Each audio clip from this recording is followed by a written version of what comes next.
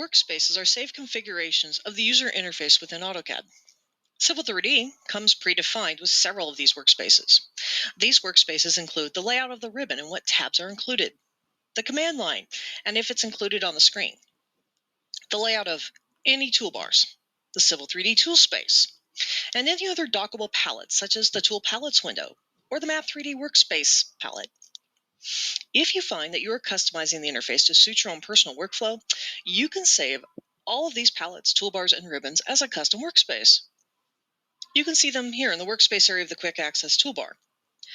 The workspace called Civil 3D should be set current as it's the default workspace. There's also a workspace for Drafting and Annotation. Select the Drafting and Annotation workspace, and you can see the new layout of your screen. This workspace includes more traditional AutoCAD commands, so if you want to work with just AutoCAD tools and not have the Civil 3D commands displayed within the ribbon, then Drafting and Annotation is a good workspace. There is also a workspace for 3D modeling and for planning and analysis. The Planning and Analysis Workspace is where all of your AutoCAD Map 3D and Geospatial tools are stored. Select the Planning and Analysis Workspace, and the interface changes its layout again.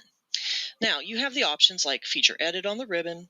Notice also the Analyze tab, which now includes information about theme layers, object buffers, overlays, network analysis for topologies, and so on. Switch back to your Civil 3D workspace, and you're back to where you started.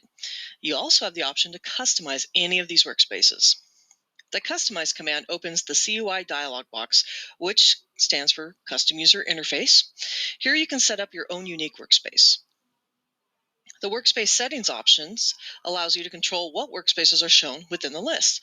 This is convenient if you have a workspace that you don't necessarily want to delete. However, you don't want to show it in the list. You can just toggle it off. Toggle off the 3D Modeling Workspace. You can also change the order of this list using the Move Up and Move Down buttons, and you can set a default workspace. You can see that the 3D Modeling Workspace is not listed because you just toggled it off.